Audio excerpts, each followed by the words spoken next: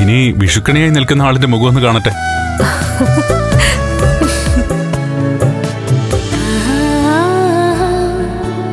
അടുത്ത് മറ്റു രണ്ടുപേരും കൂടി ഉണ്ട്.